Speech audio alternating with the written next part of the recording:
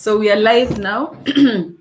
Welcome to our session today. And the session today, we are going to look at criminality and youth.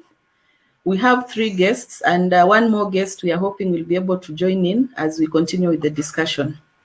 I'll introduce myself and allow the guests to introduce themselves. My name is Anne Wafula. I'm going to be the moderator for the session. We'll have the others introduce themselves. We'll start with Nelson.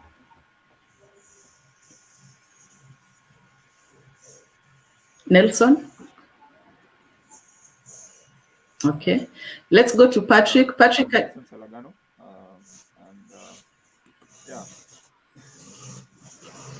Yeah. And can you hear me? Yes, but your volume is a bit low a bit. Just move slightly closer to the screen and say slightly more about yourself. Yeah, so I'm Nelson Salagano. I have a background in international relations and security studies. I hope I'll be useful today. Yeah. Okay, thank you. Patrick? Thank you, Anne. My name is Patrick Karioki, and my background is in social sciences, that is in economics and study of sociology. And I'm a practicing social scientist, keen about change in society. Thank you, Anne. Thank you, Patrick. Lastly, Shadrach.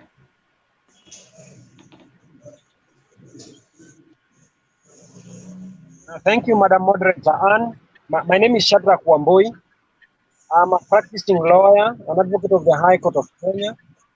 I majorly deal with criminal and constitutional issues. I have a particular bias with criminal law.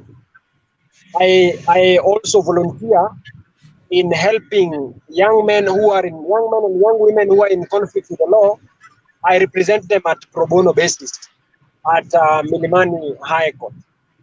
I mean that should speak for now, but we are going to know each other more as we proceed with the session.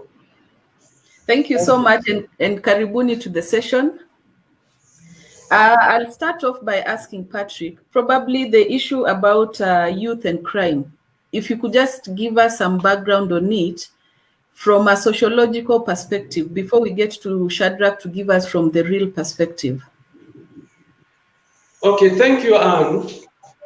I'll try to give a picture of how youth crimes in Kenya has come to where it is today. Let me start with a historical background.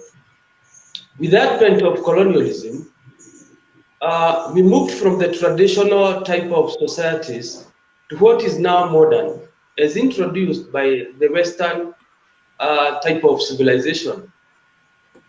In traditional societies, the youths were mostly used by the society as the gatekeepers of discipline, the gatekeepers of security, and even the gatekeepers of what is right and wrong. This was under the tutelage of senior elders or senior people who were able to control them not to become deviants. But with the advent of colonialism, what came up was a formal institutionalized society that rendered the youths almost irrelevant in terms of security. What does this portend for, or what does this mean to bring about the criminality today? After colonialism and the eventuality of the former government, the youths were no longer being used as gatekeepers. And what historically we have seen is that in the 1950s and 60s, the youths started to be seen as troublemakers by the colonialists. To start with, they were refusing to carry what they used to call the pass during the Kipande system.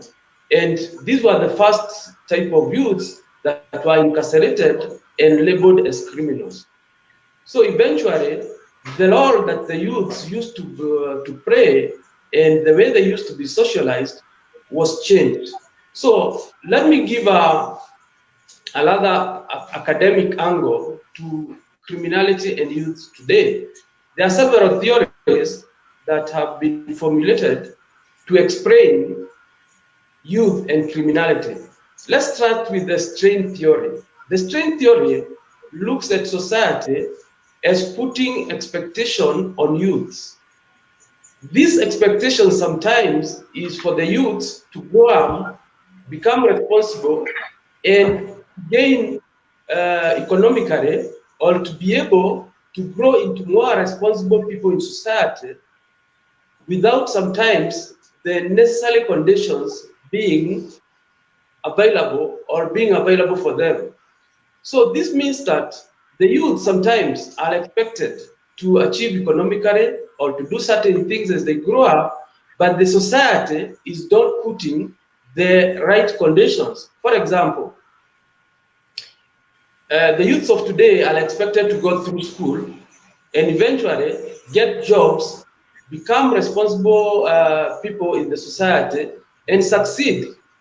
But as we see, like in Kenya today or in other developing countries, we note that sometimes the prevailing conditions do not allow this. What do I mean by this?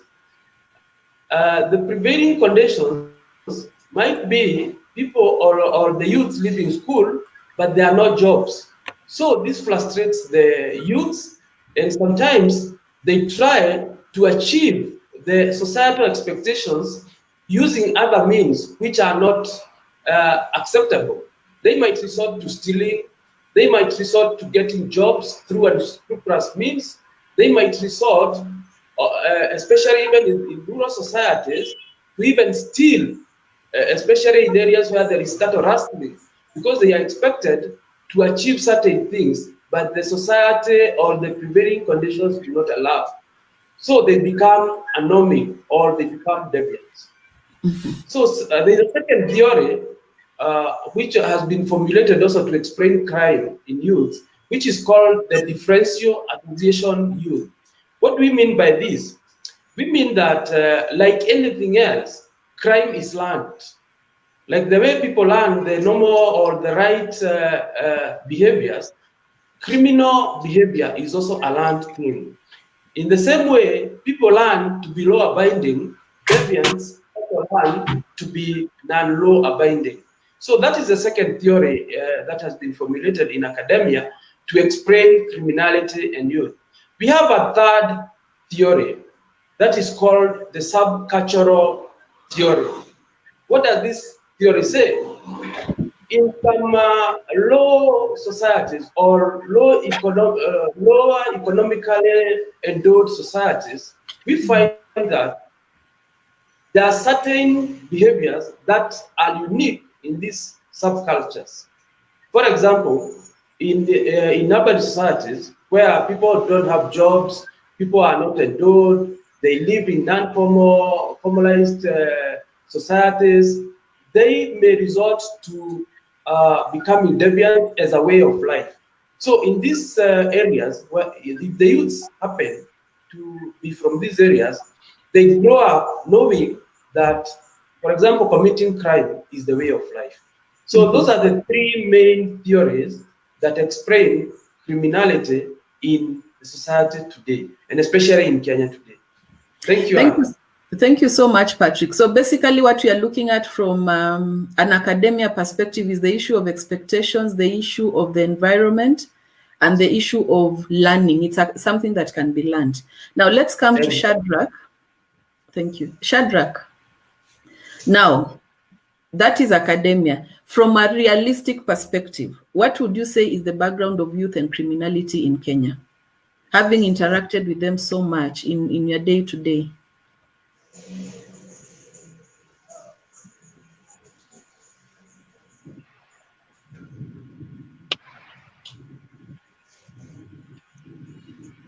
Thank you, Anne.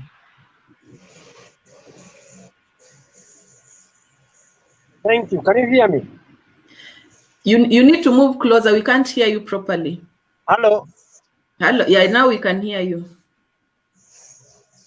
Can you hear, Anne, can you hear me? Yes, we can hear you. Hello, Anne. Can you hear me? Yes, Shadrach, we can hear you. Thank you. Now, let me first begin by distinguishing who are youth in our Kenyan law. Hello, a youth, as per the Kenyan constitution, is someone aged between the age of 18 to the age of 35 years. Mm-hmm. Oh, we seem to have lost Shadrach. He will log back in. Maybe Nelson, from a youth perspective, you can just share. Having had a background, again, from your background in terms of the studies and from your experiences, what would you say is the background of crime and criminality and youth in Kenya?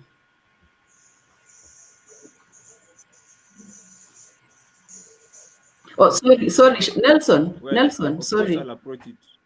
Sorry, Nelson. Shadrach is back on. I'll come back to you. Sorry about that. Shadrach, you can go on.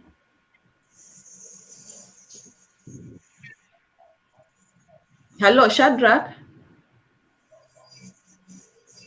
Yes, can you hear me? Yes, yes. Now, I will fail as a lawyer if I do not first distinguish who a youth is, so that our listeners get to understand from a Kenyan perspective who we understand to be a youth. The Kenyan constitution defines a youth as a person between the years 18 and 35 years. Mm-hmm. So this is the kind of bracket that we shall be discussing. And also I would believe that for the purpose of our discussion, we might also consider including some members of the teen, boys or girls between the age of 13 should also be included in this discussion. Yeah, yeah. Now, in the most simplest way, if I'm to say why or what causes a youth to engage himself or herself in crime, there are two things. One is either forced by the circumstance, or number two, one is either persuaded by some certain factors to enter or to participate in crime. Mm-hmm. I have the advantage of having grown in the slums of Mathare. Mm-hmm. And growing up, it will be interesting to note that I desired so much to become an armed robber. That was to the extent of my dreams when I was growing up.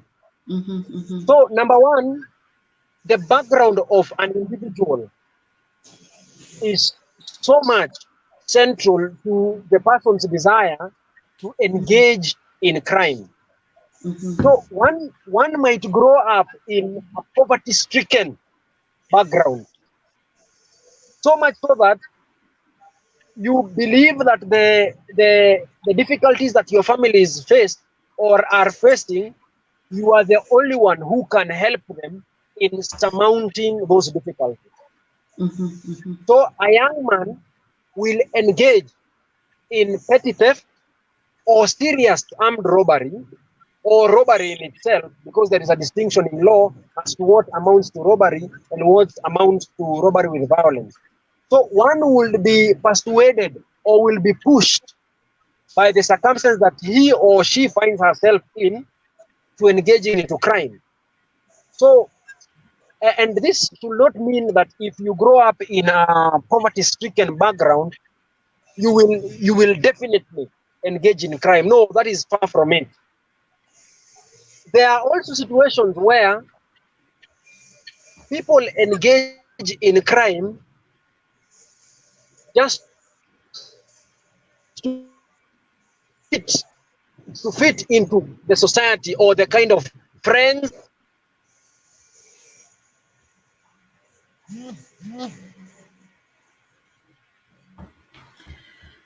Hi, Shadrach. We seem to be losing Shadrach, but Hello, I hope you can hear me. Yes, you are talking about fitting in. Some engage in crime because they want to fit in. Okay. Now, I think we've lost him again. Nelson, please share your thoughts. Sorry, I interrupted Hello. the other time. Yeah, it's okay. Yeah. So as I was saying, of course, my perspective is from a young man's perspective. Yeah, and per se, I will say Nelson, just poverty as move to the screen a bit so we can hear you. Yeah. are we okay now? Yeah. So as Shadrach was saying, I'll agree that poverty is a major factor. Yeah, but despite that, I also believe our institutions of socializations. Yeah, when you talk about our education system. Yeah, when you talk about our family units. Yeah, the things that us as young kids as youths, even from our young age, the things that we encounter, the experiences, the exposures, tend to shape us in some way, or tend to rather pull us towards crime. For example, the 844 system, um, it has occurred of late that there's been a lot of agitation on reforming it, because it occurred that most people are just educated people, but rather are not creative. Yeah, it wasn't focused on developing our skills as individuals, and that has over time led to an output, or a rather population of young people that are not skillful, or that cannot exploit their own god-given skills and talents, and maybe even acquired, yeah, to be self-sufficient. And this has pushed them to crime, especially when, as Shadrach said, they lack role models, huh? Or rather, the role models that are there are already active crime uh, participants. So when you see people who are getting rewarded by crime and you don't have any skills, then you're desperate. And the corruption in the society already integrates you to crime. Yeah. So for me, I'll say, as much as there's already poverty, but also institutionalized corruption. Yeah. Uh, and the unit of socialization that we come up in, that shape us and build who we are often the main factors that send us to, or send young people engaging into crime. Yeah. Another thing I'll talk about is politics and the social-cultural dynamics of the society. For example, corruption is very, very well inculcated in our society. It's normal. At some point, people view it as a component of what our society is. It's who we are. It has become uh, almost our identity. Uh, so such things uh, make the institutions that were rather supposed to combat crime to facilitate them, because we've often heard of cases of where police officers have rented out their weapons to to youth who go to engage in crime. So such issues like politicians arming youth, yeah, to form groups around them, or to support or protect them, yeah, are the same mental structures or perceptions that end up influencing the same youth to form gangs and terrorize the public. So I will say such things. And by the way, I was reading some data from the REXA, uh, Regional Center for Small Arms, and they had quoted that during the election times is when crime mostly increases. They even quote around 38% of crime increases by that amount, about 38 to something percent. Yeah, and such talks about the kind of atmosphere that our politics creates. Yeah, an atmosphere of survival for the fittest, an atmosphere for like anarchy, if I may put it like that, yeah, where you have the police engaged in politics and trying to maintain order and try to ensure security in political rallies. Yeah, such vacuums occur that will push young people all through in the case that is already created by politics to them actually uh, engaging in crime, and this sort of increases increases the rate of crime that is actually recorded, if I may say. Yeah. So institutionalization, yeah, who we are as a society is most of the time is most of the time responsible for actually pushing people who are more, first of all, poor, yeah, but because of exacerbated uh, structural uh, structural breakdown of morals, if I may put it like that, and failure of the education system that is supposed to shape the kids, yeah, is supposed to give them an alternative if maybe education doesn't work, yeah. All these dynamics pushing us, me included as young people, so I'm not a criminal, but young people into crime. Yeah. Okay. Thank you so much, Nelson. And actually, you've touched on the issue of what are some of the motivations, what are some of the triggers that make youth get into crime. Patrick, as we wait for Shadrach to, I think he was on the road, as we wait for him to settle in, maybe you can give your thoughts on what Nelson has said in the context of the motivation, the triggers.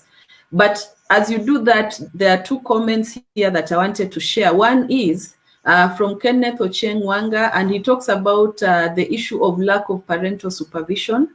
So as you answer that, you can also try to bring that in, and emotional conditioning of the children, which I think we've touched on a bit. Then Buhendwa Iragi talks about, I also think that youth in crime is about real access to the most basic needs. So probably as you zero in, you can also share that as you respond to some of the comments from our viewers. Thank you, Anne, once again. I think as Nelson is putting it, the issue of supervision is also arising, especially in the current world or the day-to-day lives today. For example, during these COVID times, when the children or the youths are being left at home alone without much supervision, the issue of non-supervision arises because these are very energetic people and they must keep themselves busy. So when they are the issue of idleness, arises, they are likely to engage in things that are not acceptable. For example, in urban areas, and you know Kenya is fairly well urbanized, with a lot of people living now in Nairobi, over 20% of the people living in cities. We see people living in areas that are a bit congested.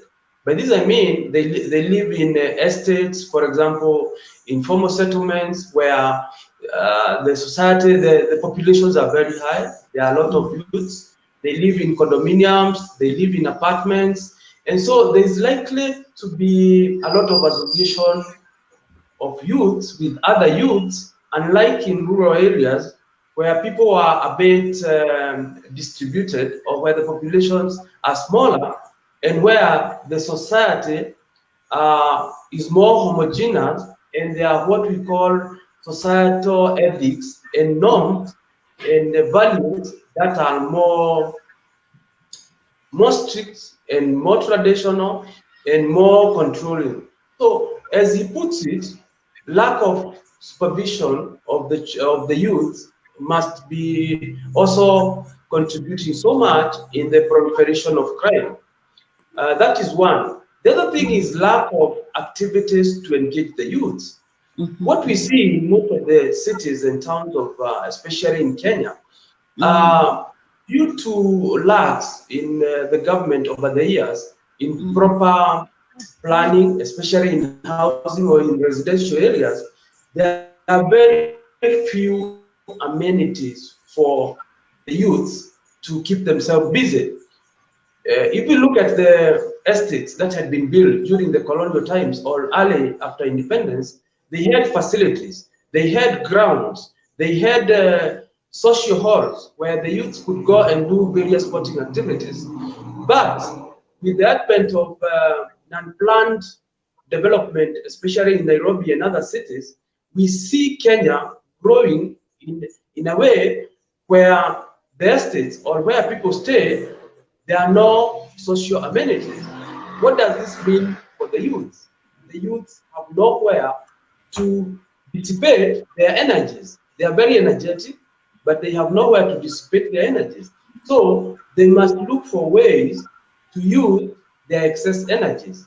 And this is what I had touched earlier, whereby in the traditional society, the youths were being, they were used as gatekeepers for security and to protect the community. But today, in a modern society, the youths, the energy, they are very energetic.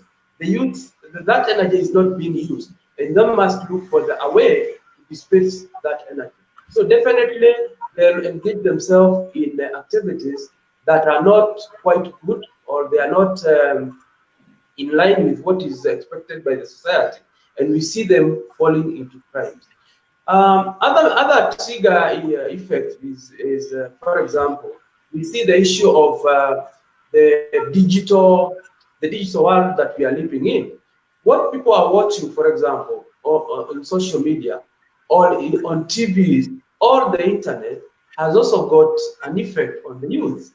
The youths watch violent crimes. They are able to watch or to access what we might call behaviors from other parts of the world. And this definitely has an effect on them, and this might lead them to engage in criminal activities. Many other triggers are, for example, what we discussed last week, materialism. By this I mean what?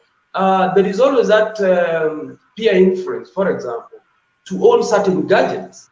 Yeah, we are in the world of fashion. We are in the world of digital, where they want to own phones. They want to own designer clothes, designer shoes. They want to own various material things, and sometimes the society might not be able to give them these things. So, due to the peer pressure, these youth are sometimes forced, or they might want to belong. And by this, they will try to get things not in the proper or the conventional way, but they might resort into stealing. They might be resorting to muggings. They might resort into engaging in criminal other activities simply to get the money or to get the finances to finance this type of activities. So there are many triggers that trigger crime, and also there is this culture of trying to be cool. What is the youth feel is cool? For example, alcoholism and drugs. Alcoholism and drugs also drives the youth to commit crimes, because they feel like, for example, drinking alcohol, which costs money, use of drugs, which also costs money. They might be forced to engage in criminal activities to get this money and be able to engage in this type of activity. So those are just a few of the triggers, but of course there are many, and there are several in the globalized world today. Thank you, Anne. Thank you so much, Patrick. Shadrach, I think now you're settled in? Yes, I'm settled in. Thank you, Anne. Okay, now there is something that that has been raised. You shared your story, and you talked about what you had aspired to be in the context of where you are living. So there is a question here and a comment which I wanted to read from our viewers before you share your thoughts. Kenneth Ochieng would like to know how you successfully managed to get out of that thought of getting into being an armed robber. How did you manage to get out of that and become the lawyer that you are today? Then Collins talks about the issue of role models. And I think this ties in closely with the kind of sociocultural orientation, the aspect of role modeling. If I'm growing up and the role models I see are this kind of people, then how do I get myself out of that so that I look at positive role models as opposed to negative role models? So probably Shadrach, you can share some thoughts on that. Yes, now the first question that has been asked by one of our viewers on how I had a change of ambition. Now, Sorry? growing up, turning on the question from our viewer on how I had a change of ambition. Now, growing up, I had a very tough mom. My mother is a tough disciplinarian. I think with time, she has lost the energy of following people through. But I had a very strict mother. Sorry, Shadrach, we can't hear you properly. We can't hear you properly. Can you hear me now? Yes, yes. So I'm saying Yes. that growing up, I had a very tough mother, a tough disciplinarian. Yes. And if you visit the slums of Mathare, particularly Mabatini ward, there are so many stories surrounding me and my mother. So my mom will discipline me much. And then secondly, we had neighbors who not only disciplined their children, but also extended the discipline to myself. So much so that if they found me playing, let's say, cards, if they found me playing cards or engaging in any criminal activity, then I will easily get punished. I will easily get punished by them. And then, I mean, going forward, my mom thought that it was not safe for me to stay at home, so she enrolled me into a boarding school. It is during my time at boarding school that at class 7 or class 8 that I heard that, there is a profession called lawyers whose main ambition or dream is to deal with the excesses of the police. Yes, so my mom was selling changa, and often we were at loggerheads with the policemen. So I hated the policemen growing up. They killed so many of my friends who were found engaging in crime. So that is what really motivated me to dreaming at first of becoming an armed robber. Then I progressed by, in class. I did well in primary school. I was called in a national school. I went to Maseno school.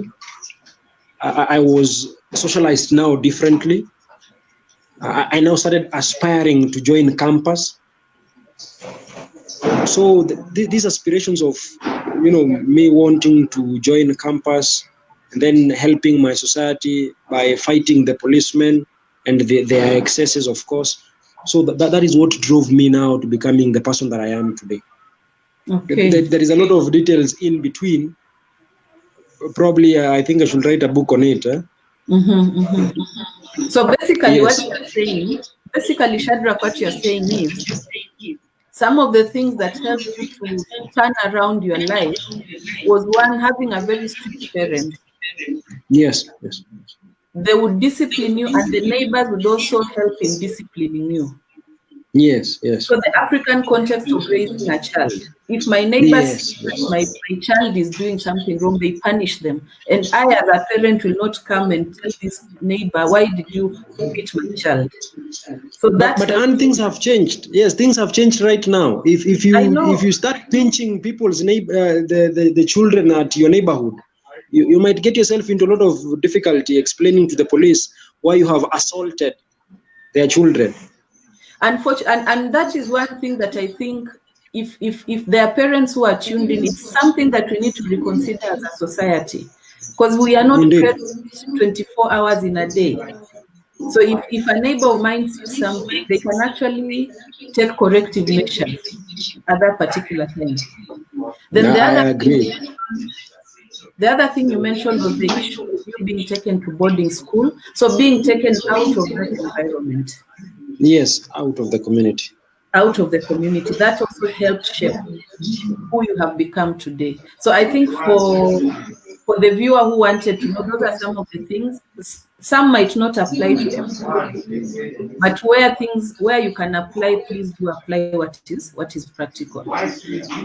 Then there is a comment here, and I think this has been talked about by Patrick, the issue of content in our media, making crime look cool. And I think, Patrick, you talked about it when you're addressing the issue of triggers. So thanks, Audrey, for bringing that. And now we'll go back to Shadrach. before you come and tackle it, there's somebody whose background is a bit noisy.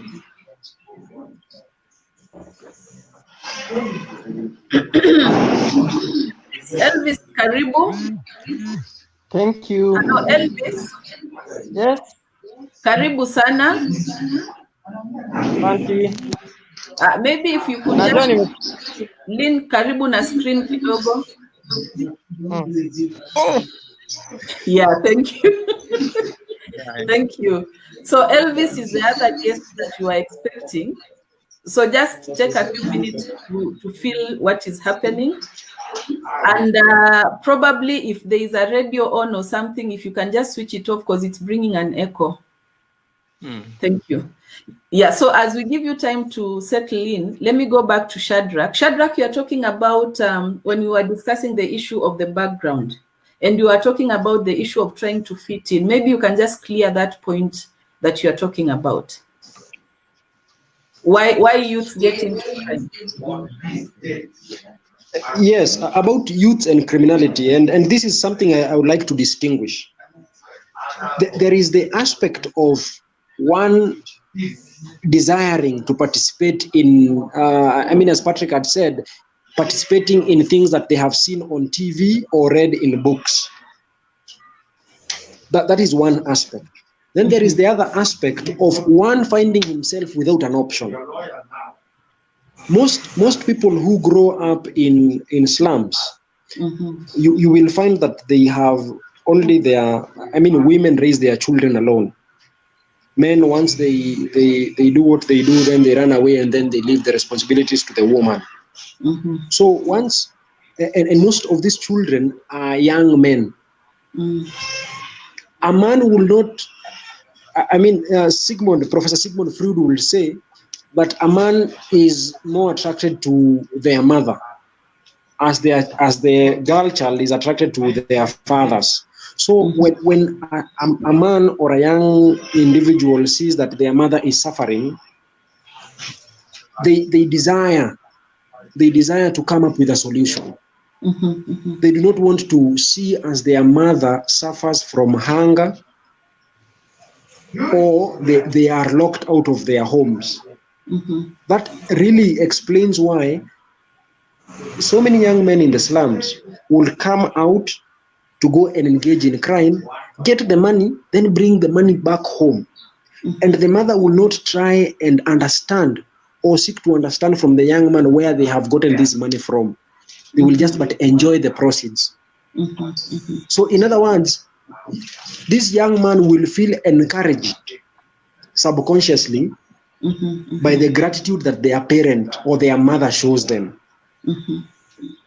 So that explains largely why young men in the slums or the ghettos involve themselves in crime. We have parents who do not question the sources of the monies that the young men are bringing to their homes, and largely because of poverty. Because if you start questioning umetoa wapi pesa, then it becomes a totally different discussion, because now you will be saying, mama, unataka tulale njaa, unataka tufukuzwe kwa nyumba. You understand now the turn of events. Now, it does not necessarily mean that everybody who then grows up in the slums will automatically, because of the socialization, desire to get himself involved in criminal activity. So we have other people, as Patrick had said. We grew at a time when safari boots were the most fashionable things to wear. And the chains, the silver. Yeah. So if you see someone wearing a silver or in safari boots, you will desire so much to be like them. Largely also because the those teenage girls in our village would admire these young men wearing these safari boots and donning the silver chains.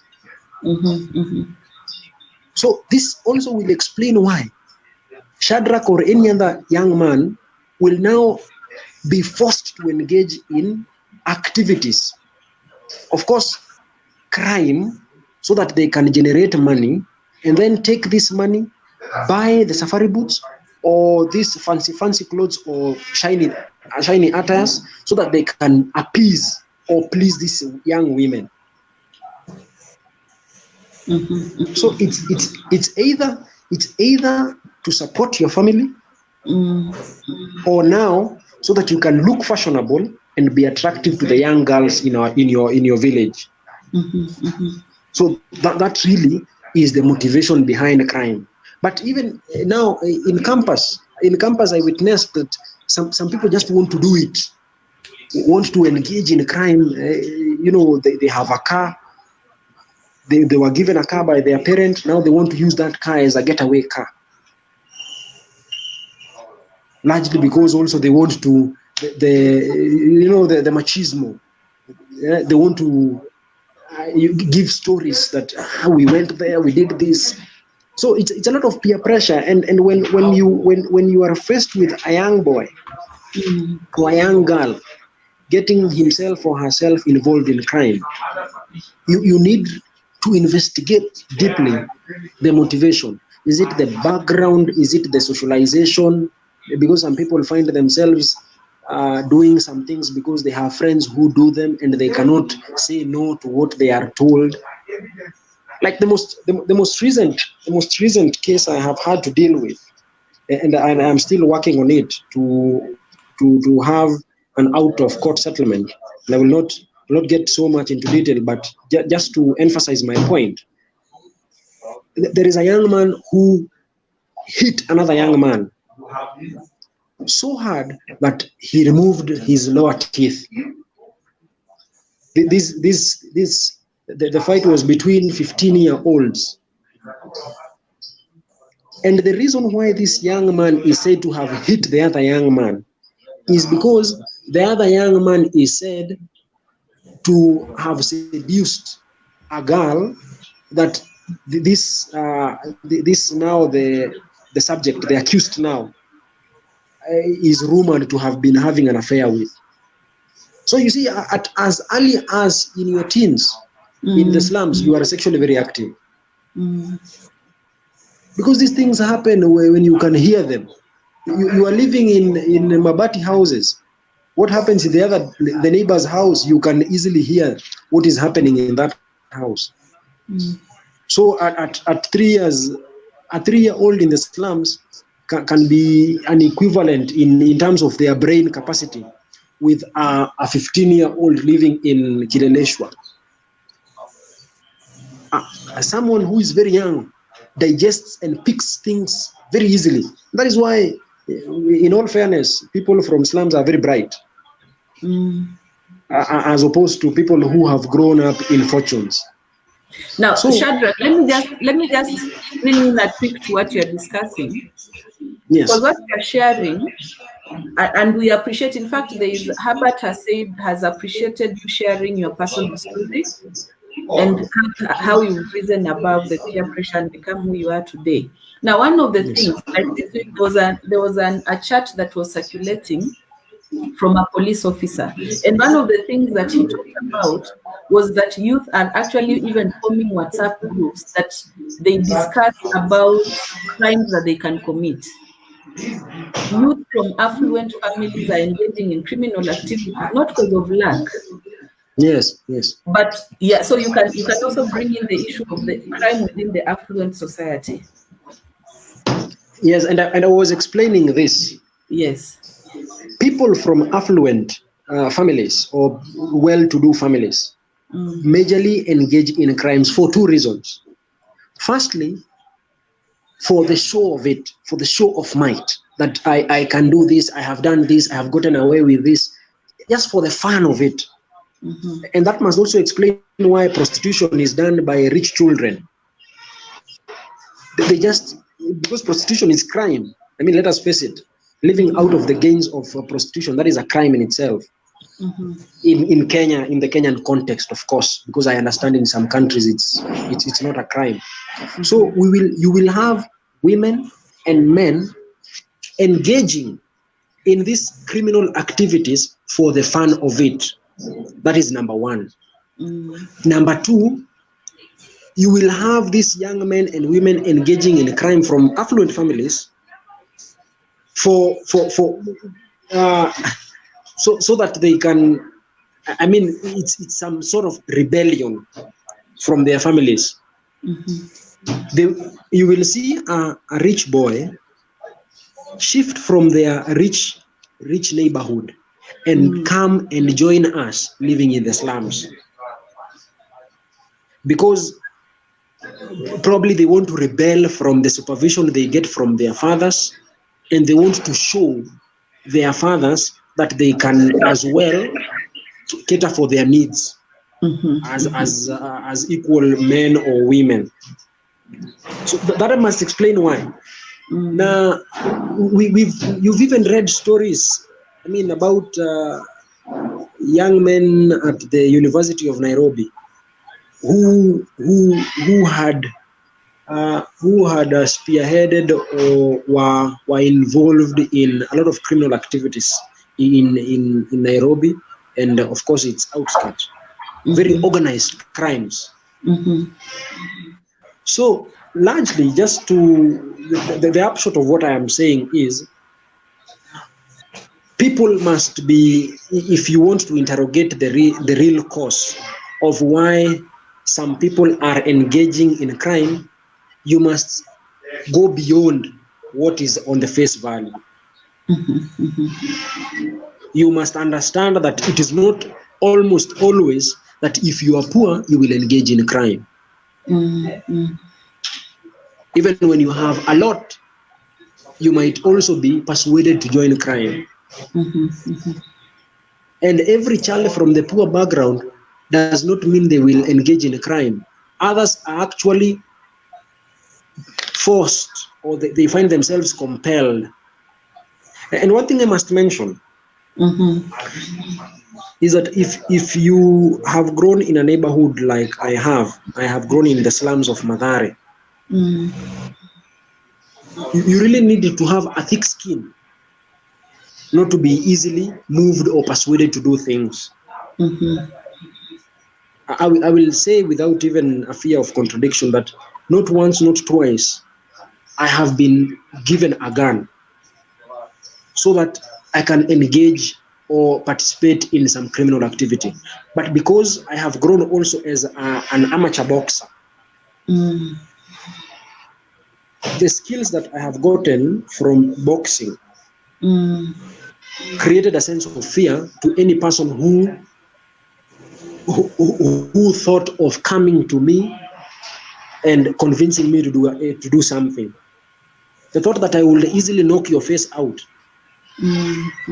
was enough to tell you that this person is not, I mean, you cannot try and convince him to do something X and Y or force him to do it, because some people are even forced.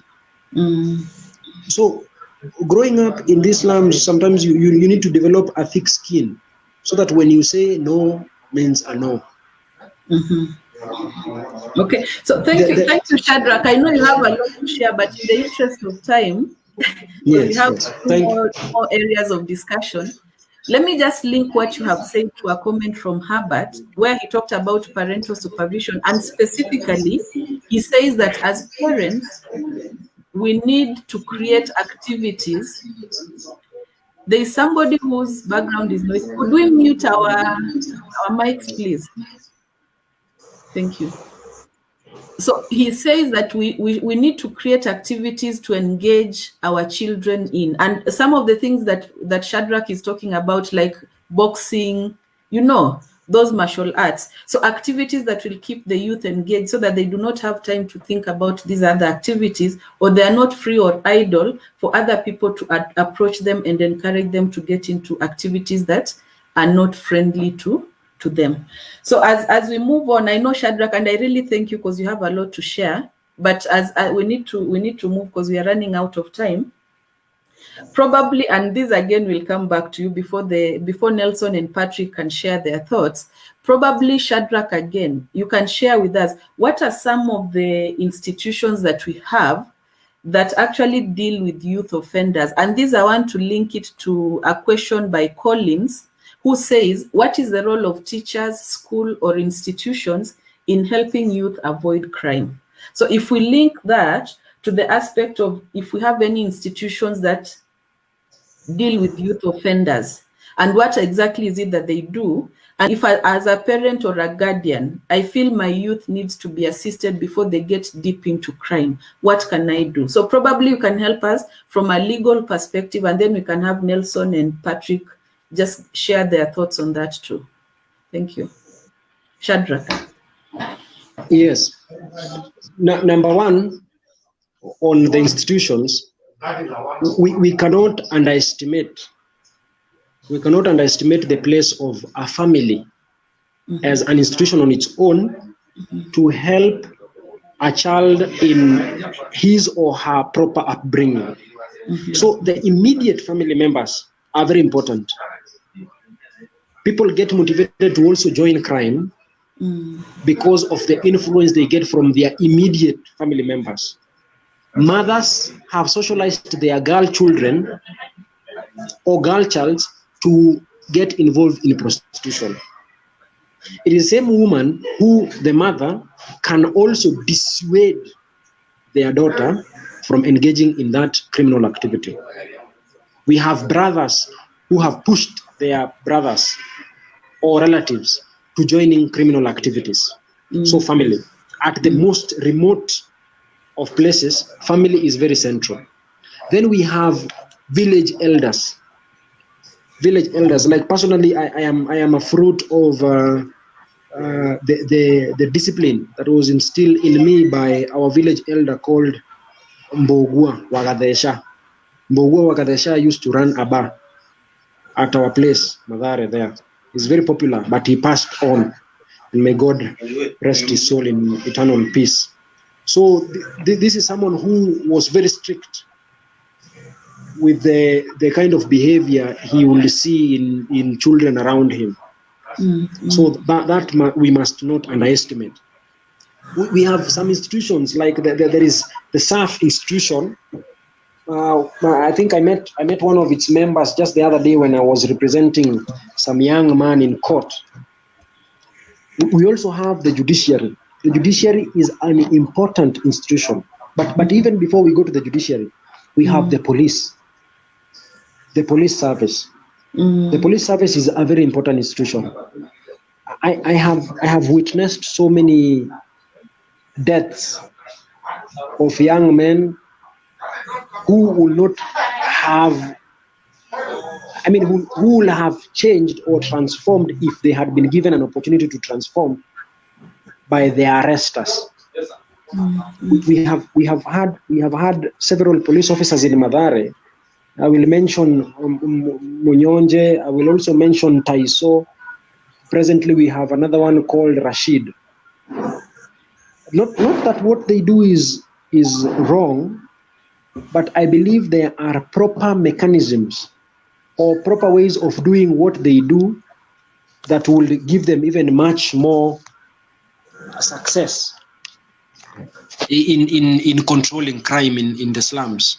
So police officers need to go beyond, this careless shooting, sometimes shooting people in cold blood, others giving young men in our village fare to disappear. You tell someone, wewe nikikupata hapa, shika 1,000 nikikupata hapa, itakuwa yako ya mwisho. Then you end up killing someone because you have not properly tried to understand or appreciate the reason why they engage in certain activities. So policemen and the police service generally is also a very important institution that can be used to curb or to transform these young men from these criminal activities. We must not kill. Killing does not, by the way, and this should be very clear, killing does not prevent crime from happening. It only makes the next crime more vicious. So if my friend was killed because he was shot by a police because he was robbing a lady a handbag, a lady who caused some chaos, she screamed, and then, you know, the police came to her rescue and shot my friend. The next time I'm going to rob, I will have learned from what has happened to my friend. The next time I'm going to rob a lady a handbag, I'm going to ensure that I hit her so hard that she has to collapse. So it will not be as easy. So it is important that our listeners also understand that by shooting young men, by shooting them, it does not deter other men from engaging in crime. It will only make the next crime worse for the victim. So that should be understood very well. So Judiciary, it's a body that I work closely with as a pro bono lawyer at the Milimani Law Courts. I am given so many briefs to help young men who have been in conflict with the law. Sometimes I volunteer without even being called. I just listen to a case while I'm in court, and then I offer myself to help the accused person or the subject that is involved. So the Judiciary has done so much, especially when you see it as a player where the defense and the prosecution is concerned. Presently, in children cases, children who are in conflict with the law, there is something we call diversion. Diversion is when now it's a process that we are using to adopt alternative ways of settling the dispute as opposed to going for a trial. Sometimes we have courts declare these children as being in need of care and protection, and then they are put in certain institutions like the Boston institution in Kabete. Others are taken to committee where they can be supervised for quite some time, and then they can be released to the public. So diversion is very important. Even when a woman, like I had another case where a child, a very young boy, just sneaked into the neighbor's house, took a phone and some money and disappeared. And she has been doing this to the rest of the neighbors. When the matter came to court, I had the father of the child discuss with that neighbor. The neighbor was refunded the money and the watch and the phone, and then we had some sort of psychological help given to that young man, and of course constant supervision. So sometimes I even call their parents and we get to a discussion on how far or how well the child is faring on. So that is important. There is also the prosecution. The prosecution is also a very instrumental player when it comes to the control of criminality. Some cases that come to court are not deserving of.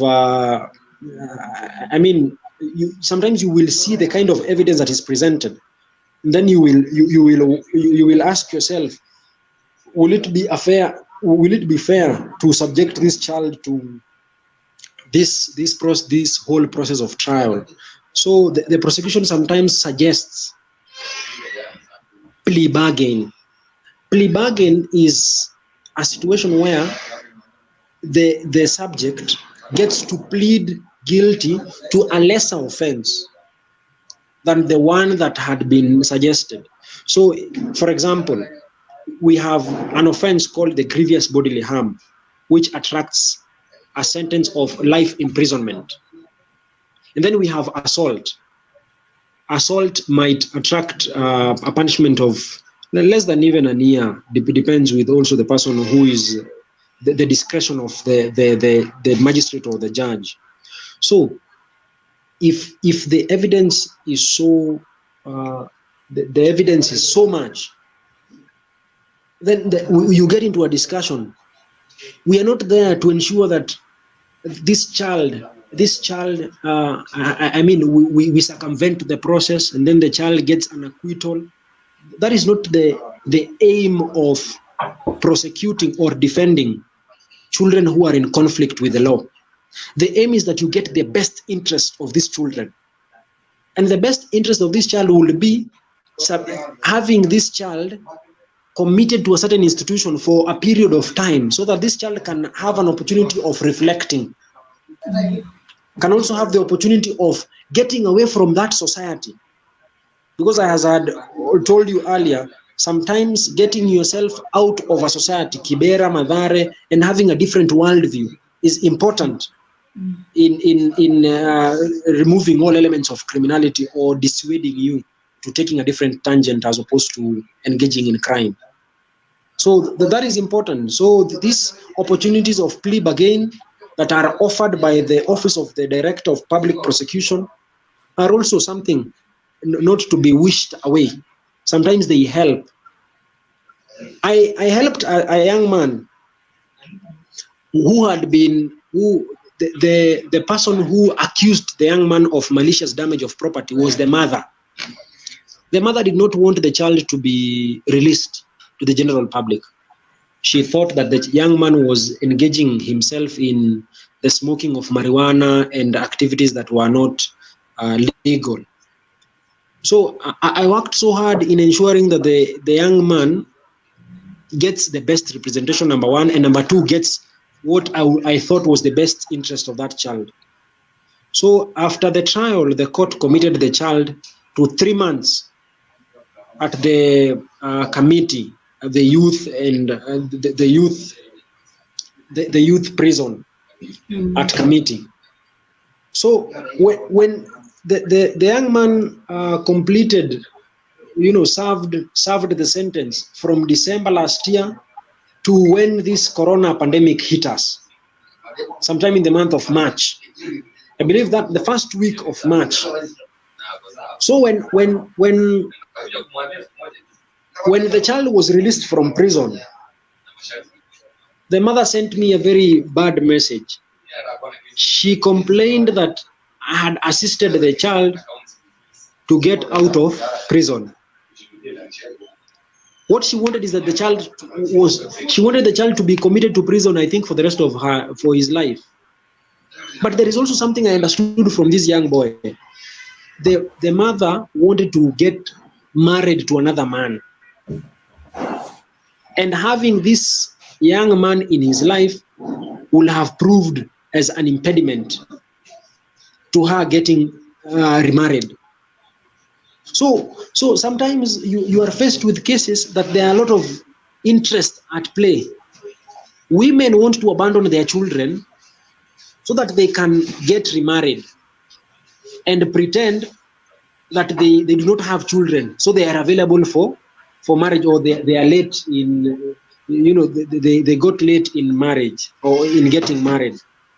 So when you have these cases, you need to interrogate things well, because women, even families, some do not want their children. They are tired of staying with them. But what I will encourage is that I will return back to what I said initially, that the family, at family level, that is the best institution to prevent a child or a young man or woman from engaging in crime. Thank you so much, Patrick. Shadrach. Nelson and Patrick, do you have anything to add, especially in terms of teachers and school, if there's any role that they can play in helping youth to avoid crime? Nelson, you want to say something? Yeah. So for me, I think the issue of institution can. Okay, I think what rather is more of an issue here is how much of effective are these institutions? Yeah. Mm-hmm. How do they help rehabilitate our youth, and are they effective? Is it tangible? you know, because again, if we don't address that, then we're going to have youths who go to let's say prison, to rehabilitation institutions, uh, the juvenile ones, and also for adults. But all they do is waste their time on up there. They just go there, stay there for to complete the, you know, the the years they were supposed to be incarcerated. But then again, they come out and there's no change. Yeah, and the issue of crime, they continue to play as role models, as we said earlier, to other young kids, you know, and it continues. Yeah. So my question is there a way we can maybe offer what is offered there before these youths are even taken are incarcerated? Is there a way we can reform these kids or these youths, or rather, if they're going there to be trained on vocational skills, is there a way we can offer them that? Because maybe if economics is the issue, maybe that's an issue that can be handled without someone actually having to be incarcerated for a number of years, and no impact whatsoever is realized in terms of reformation. Yeah. So so I think that's something we really need to consider and really need to think about if we really want to have a positive impact in the society and the metrics of crimes. Also, again, what role do this is another point, yeah. What role do uh, boarding schools play in our in our in our youths? Yeah, are they institutions where youths go to learn crime, yeah, to acquire indiscipline, you know, because again, as I said earlier, sometimes you find people that are not well versed in matters of education, yeah, and precisely the formal education, yeah, that they're most inclined to believe is the only route to success. Yeah, but how about those people who go to boarding schools and realize actually they don't have a calling to education? You see, what role does that play? Because if it were, if I may share, yeah, I know of people that I was in school with, sorry, and to be honest, academically, they do not perceive themselves as, you know, indulged and as involved, as engaged, you know. So at some point, what they measured at was to breaking boxes, you know, stealing blue bands, sugar, money, you know, such things. Things that maybe are just nurtured there, but when they go up, they graduate into something else. Yeah. So these institutions, what impact do they have? Yeah. And are they actually will they guarantee the kind of results we want to see? And if not, again, it's a question: what can be done in order to mitigate before we get uh, to this final step of actually incarcerating someone? Yeah. So yeah, I think that's something we really need to evaluate. Yeah. Okay. Thank you so much, Nelson, for your thoughts. Now, Patrick, before you come in, I just wanted to tie in the topic of discussion today to the theme under which we are discussing it, which is self-awareness. And as we've been looking at the previous sessions, we were talking about somebody's value system. How well do I know myself? What kind of value system do I have? Am I strong? Do I have a strong foundation that I can stand firm in the midst of all the other negative activities that are going around? So probably as you talk about role of teachers and school, or whatever comment you want to make, you can also bring in the aspect of self-awareness. How important is that in terms of helping prevent criminal activity?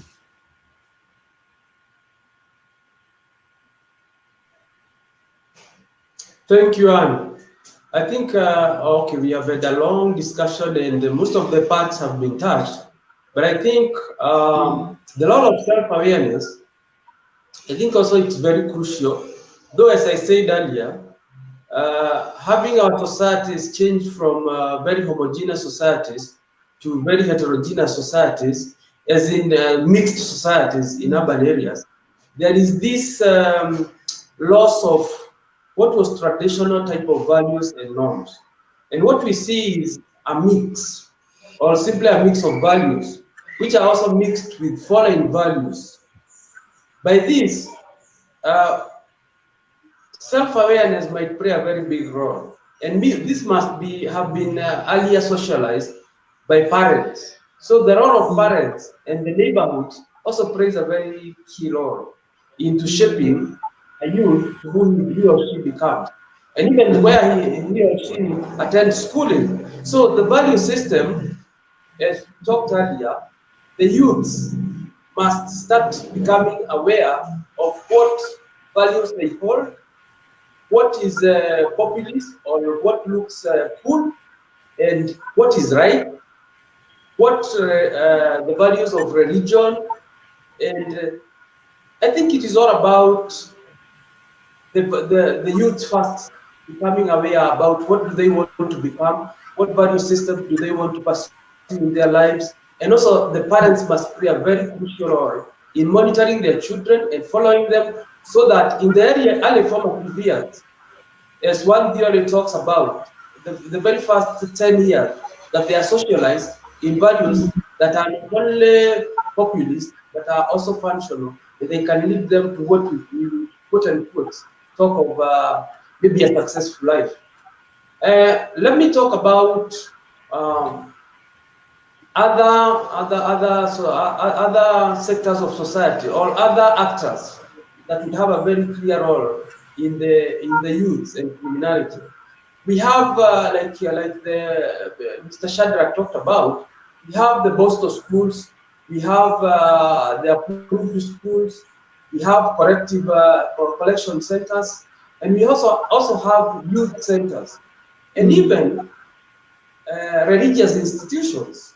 They can play a very big role. For example, churches, mosques, all types of religious institutions can play a very big role in engaging the youths and making them to understand themselves or creating self-awareness in themselves so that they can become better members of the society. In terms of youth centers, who can play a role in this? Even organizations, non-governmental organizations can play a very big role. And especially in these non-formal settlement areas, we see non-governmental organizations that deal with youth. They can create a lot of awareness about what is right. Remember, youths are just children that have just outgrown from being children. They are now trying to maneuver a world that they really don't understand. And so they need a lot of mentoring, they need a lot of training, they need a lot of awareness creation. So what I'm saying is that to shape the youth in terms of deterring them from becoming criminals is a role that must be played by the whole society, as in from family, the church institutions, the schooling institutions, the government must also play a role, especially for the youth, maybe the senior a bit youth.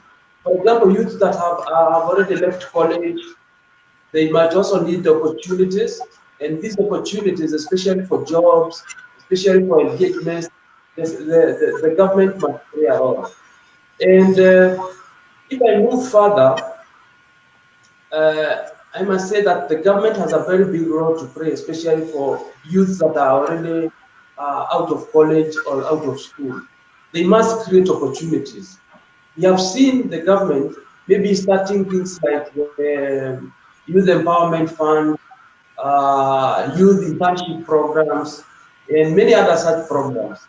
And these programs must also be coupled with bringing the youths and training them on how to grab these opportunities. We have seen, for example, the youth portion in terms of supplies in government not being taken or not being utilized. Why? Because the youth do not even understand how to organize themselves and take advantage of these opportunities.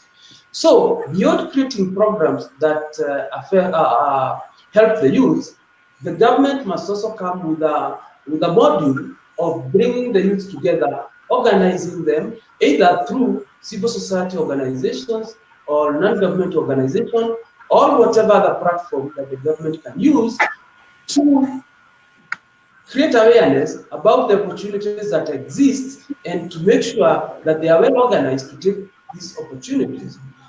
Secondly, let me go to what other role the security apparatus of the country can play. On top of just patrolling and making sure that they get hold of those people who are committing crimes, they must also conduct regular patrols for their presence to be felt. They must not only just aim at getting the youth who are in crime and incarcerating them, producing them in courts and making sure that they are behind bars. They must also play a bigger role in patrolling. Then there is also the role of disarmament. We have seen the advent of a lot of arms, illegal arms, proliferation of illegal arms. Remember, we are, as a country, we are not living in a vacuum. We are living in a region where there is a lot of availability of a lot of arms. So the availability of arms must also be made to become harder, and disarmament for those people who have these arms. Then what other role can society play? Maybe the Ministry of Sports, Gender, and similar departments in government, they must also avail opportunities for youth amenities. That is youth amenities for sports, recreation, and similar other things. This is to make sure that the youths are engaged continuously.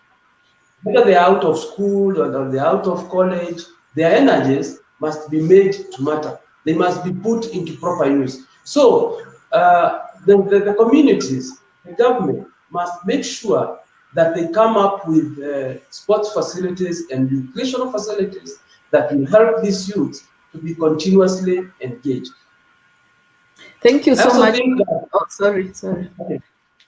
Okay, maybe finally, yeah, I can see time is not on our side. Maybe lastly, I can talk about what can communities do. I remember when the Nyumba Kumi initiative came, although a borrowed type of initiative, it can also play a big role into making sure that all stakeholders are brought together to patrol the local communities and to make sure that they understand who is doing what and who is committing what crime.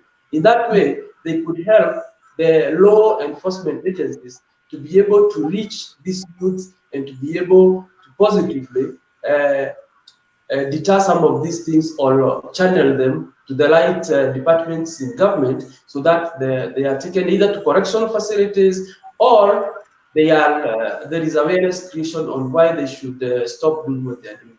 Thank you very much.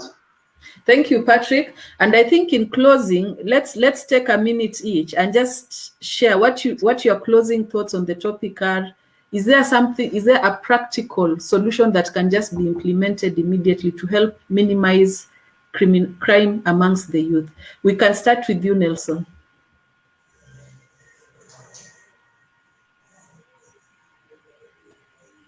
Sorry, my closing remarks? Yes.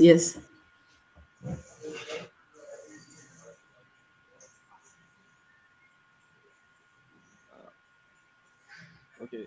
I will say that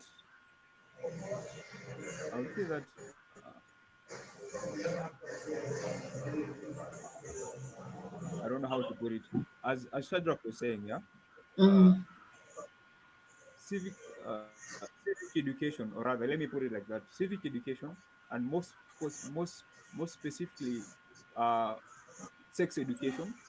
I think these can be very, very, very effective tools for self-identification. Yeah, to enable us, because at some point, young people get to have kids. Yeah, and this is another pressure they get themselves into, and they have to provide for these kids. Yeah, and the lady that's impregnated is also pressure that they need to survive. Yeah, and you find a young man that's already a very young father getting pressured into finding means whatsoever.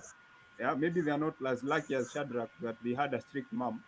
Yeah, and this time they happen to have a kid or someone that depends on them. and this by itself become a pressure. Yeah, and and I think if we start inculcating sex education, yeah, and allowing our kids to become self-aware and know the kind of enlargement that will be healthy for them at a specific moment, at the specific time of their life, yeah, I think that can be a very good tool, because one will avoid kids that maybe are born out of wedlock. Yeah, another thing is civic education.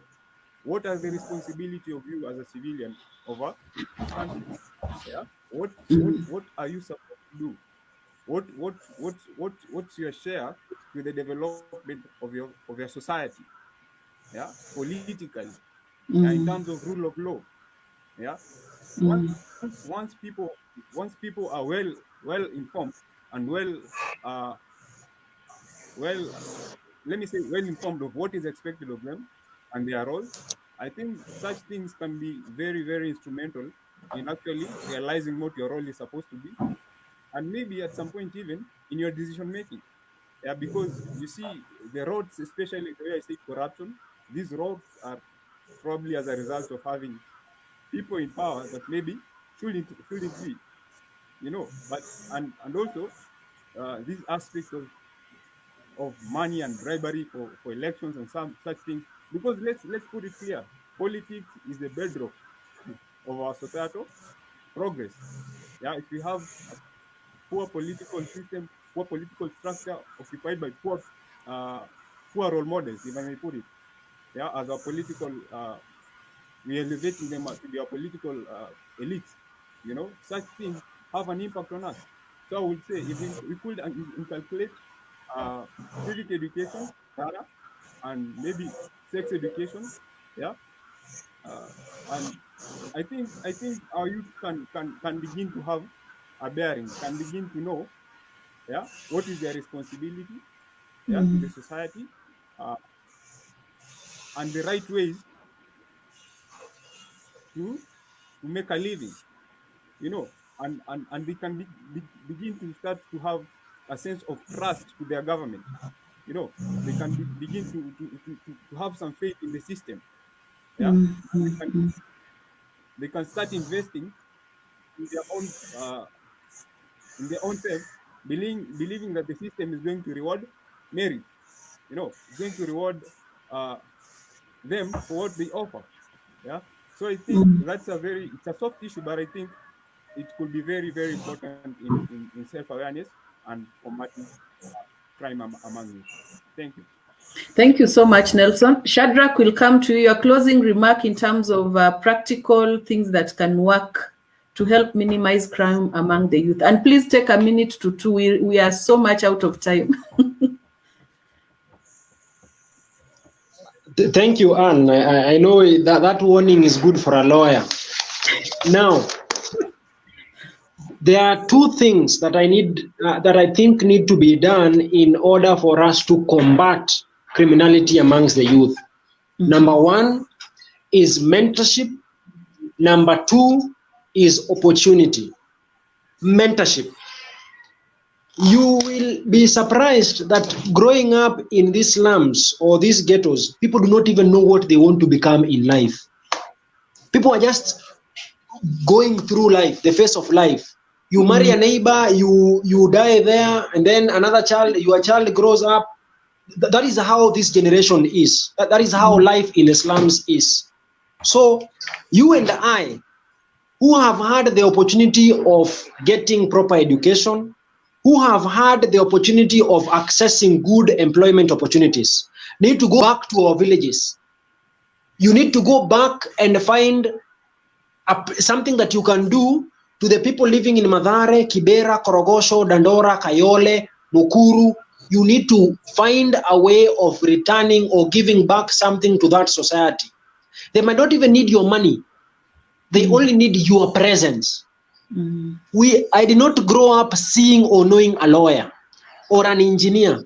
But now I have had the opportunity of going to school with people who are now engineers, now doctors, now lawyers.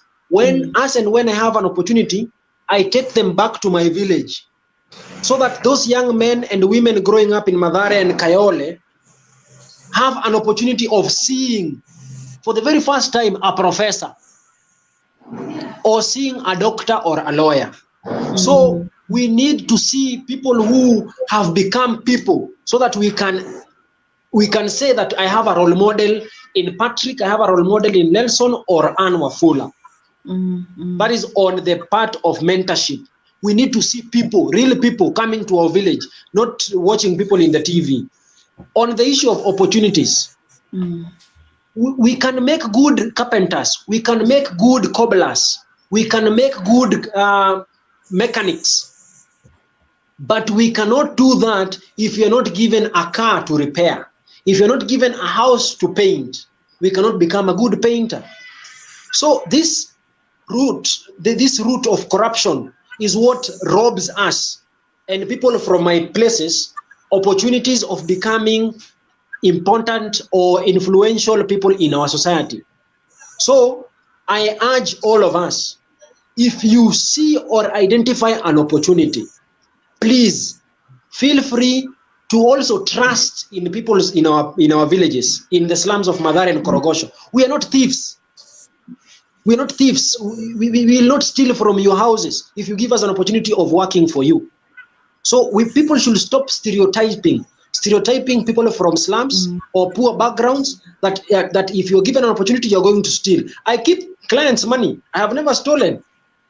So if you give us an opportunity to work for you, we will give our best and you will get the best. And then after all is said and done, we are going to reduce the level of criminality in the youths from our slums by up to 80%. Sorry, Giving Shadrach, us role models and giving us opportunities. Sorry, Shadrach, let's go back to after all is said and done, because we lost you a bit.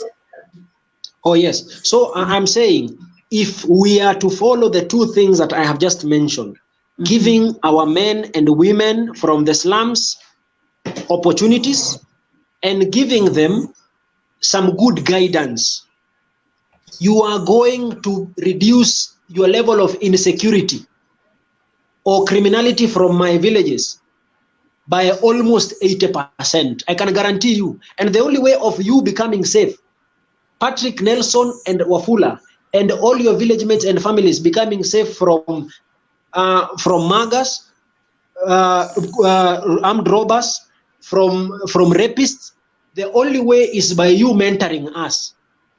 It's by you giving us opportunity, and you shall be safe. That is all I have to say. Thank you.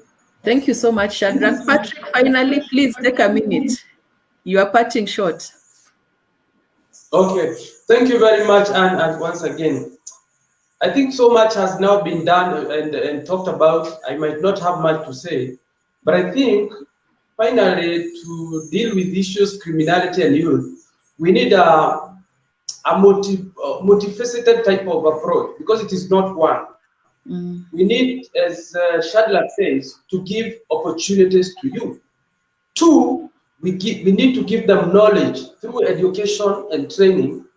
And third, we need to be able to make sure that they grow with values morally. So it is the three spheres of life that we need to grow the youths.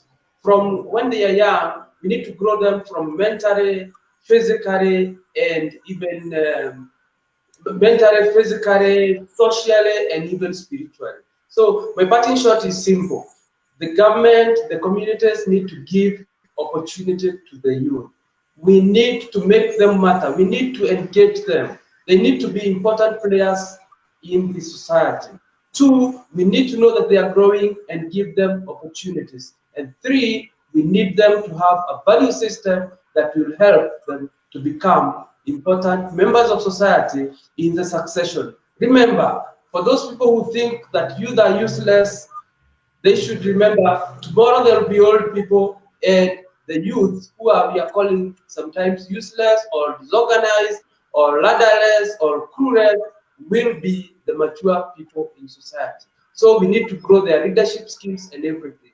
So thank you very much. That's my parting shot. Thank you very much, Nelson, Patrick, and Shadrach. And I think that gave a good summary. So as we end this session, please remember we need to mentor our young people. We need to show them the way. We need to create opportunities for them so they can apply themselves. And we need to ensure that we inculcate a good value system for them at the right age. And I think that is from 0 to 10 years old. Let's give them a good foundation so that they can be able to make the right decisions as they grow up. Thank you so much and have a lovely weekend. Thank you, Anne. Thank you. Thank you for the opportunity. Thank you, Shadrach. Thank you very Thanks, much. Nelson, and thanks, Patrick. Bye.